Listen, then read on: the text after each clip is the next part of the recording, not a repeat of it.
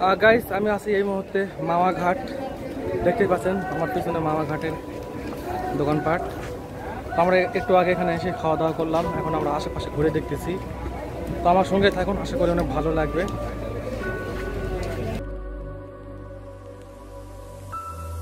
Guys আমি এই মুহূর্তে অবস্থান করতেছি মাওয়া ঘাটে, আর মাওয়া ঘাটে এসে আমরা দুপুরে খাওয়া দাওয়া শেষ করলাম।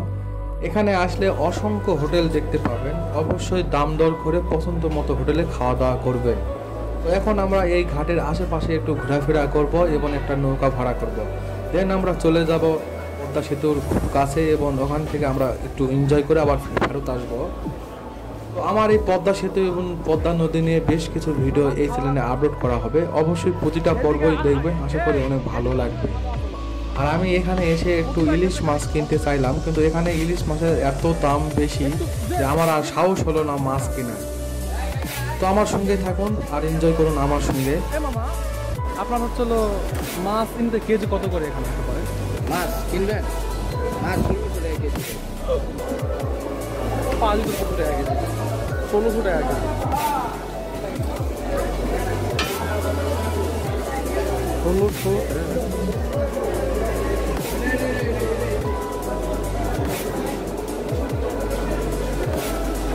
মামা এটা হাই দেন।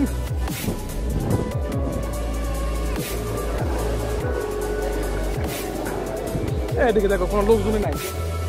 চলো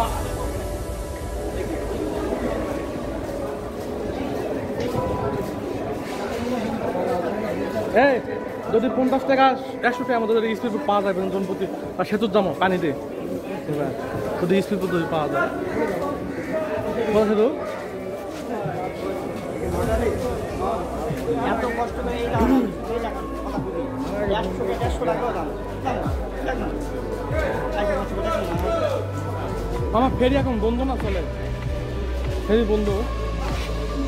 এখানে মাছ পাওয়া যায়, কিনতে পাওয়া যায়, কেমন দাম হতে পারে? হ্যাঁ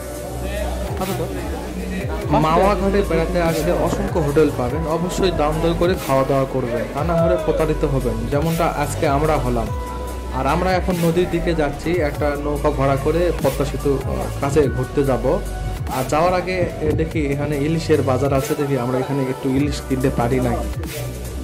আর এখানে এসে যা দেখলাম ইলিশের এত দাম, যে দাম চাচ্ছে এই দামে কেনার মতো সামর্থ্য নেই, এই জন্য আমরা এখানে আর ইলিশ মাছ কিনলাম না।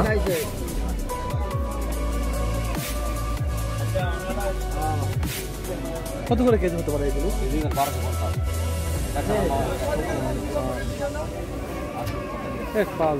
টাকা।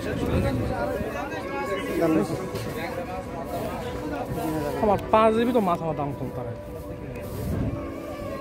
আরে মাছের দাম হলো কম হলো তোমার বরিশাল, তারপর হলো তোমার ওই হলো কি চাঁদপুর।